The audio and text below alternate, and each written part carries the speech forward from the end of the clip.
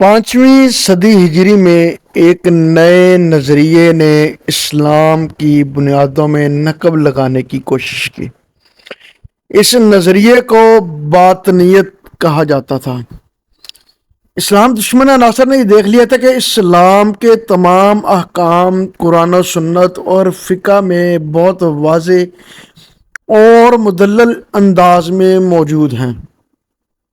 صدیوں سے انہیں غلط ثابت کرنے کی ہر کوشش ناکام ہوتی آئی، تو انہوں نے جان لیا تھا کہ ان شرعی مآخذ کے الفاظ محفوظ ہوتے ہوئے وہ اپنے مقاصد میں کامیاب نہیں ہو سکتے۔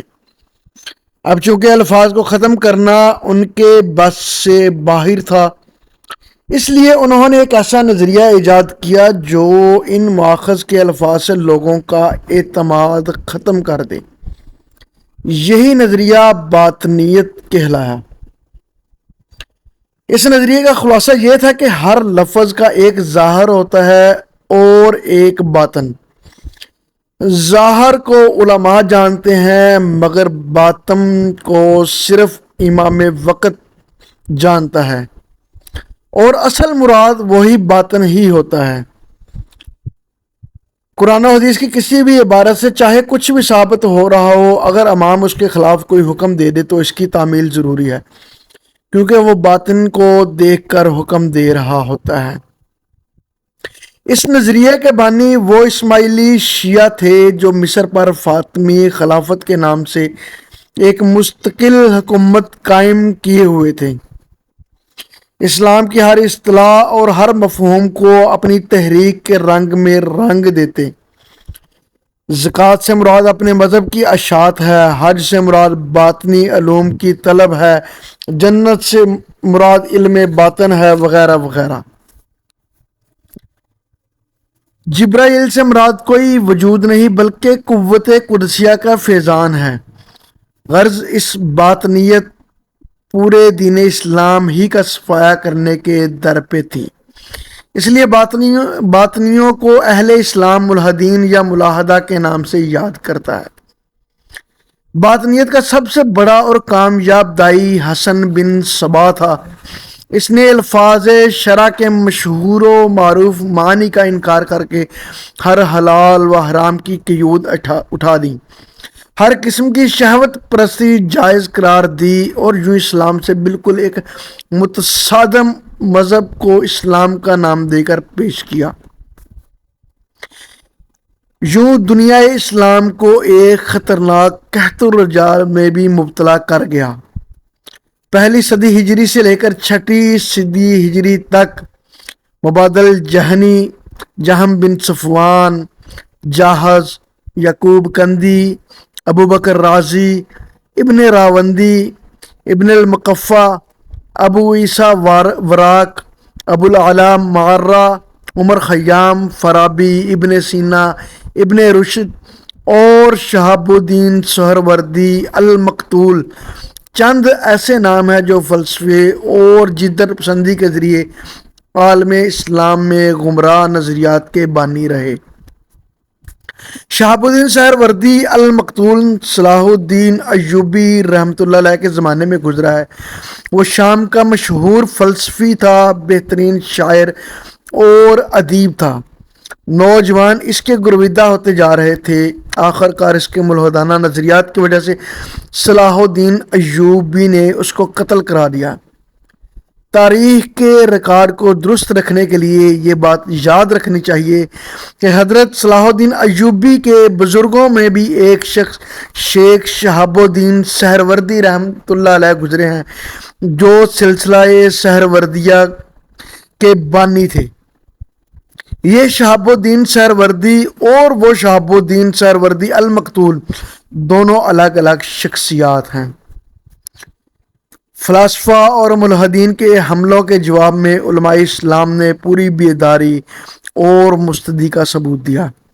ان علماء میں سب سے مشہور امام غزالی رحمۃ اللہ تعالی علیہ، جنہوں نے ایک طرف فضائح الباطنیہ اور مفاہیم الاباحیہ نے باطنی عقائد کی پرزور تردید کی، اور دوسری طرف تحافت الفلاسفہ لکھ کر فلسفے کی بنیادوں پر تیشہ چلا دیا۔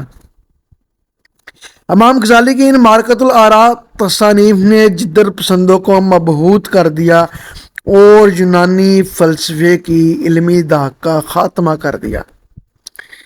ایک صدی بعد اندلس میں فلاسفہ کا ایک نیا ترجمان ابن رشد پیدا ہوا، جس نے تحیۃ التحفہ کے نام سے امام غزالی کی تردید کی کوشش کی۔ اس نے ارسطو کی وکالت کر کے اس کے دم توڑتے ہوئے فلسفے کو نئی زندگی عطا کی، مگر جلد ہی ابو البرکات بغدادی نے المعتبر نامی کتاب لکھ کر ایک بار پھر ارسطو کے اکثر خیالات کو باطل ثابت کر دکھایا۔ پھر خراسان کے مرد حق امام فخر الدین رازی رحمۃ اللہ علیہ نے اپنی متعدد تصانیف خصوصاً تفسیر مفاتیح الغیب کے ذریعے فلسفے پر زبردست اور مسقط اعتراضات کر کے متکلمین کی ترجمانی کا حق ادا کر دیا۔ 50 سال بعد مشہور شیعہ فلسفی اور فلکیات دان خواجہ نصیر الدین طوسی نے ایک بار پھر ارسطو کی حمایت پر کمر باندھی اور یونانی فلسفہ و منطق کی کھوئی ہوئی عظمت کو بحال کرنے کے لیے ایڑی چوٹی کا زور لگا دیا۔ خواجہ طوسی کو آج اسلامی تاریخ کا ممتاز دانشور کہا جاتا ہے، جبکہ وہ سب سے بڑے اسلام دشمن حکمران، ہلاکو خاں کا مشیر اور مسلمانوں کا غدار تھا۔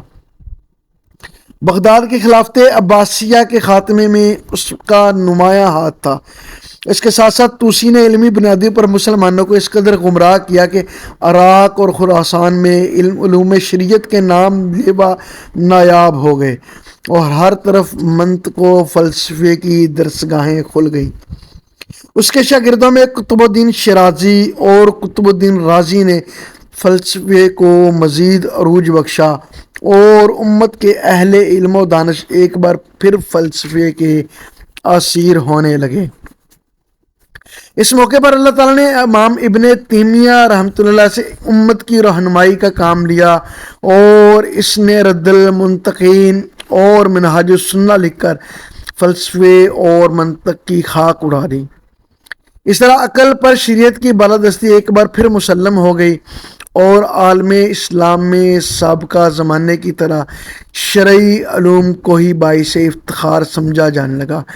امام غزالی، امام رازی، ابن تیمیہ کی ٹھوس تحقیقات کی بدولت یونانی فلسفے کی علمی روایت دفن ہو گئی۔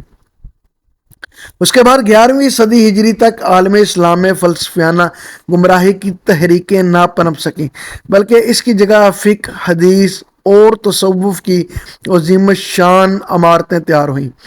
ابن قیم، علامہ عینی، ابن حمام، جلال الدین سیوطی، ابن خلدون، مجدد الافسانی اور شاہ ولی اللہ جیسے مایہ ناز علماء پیدا ہوئے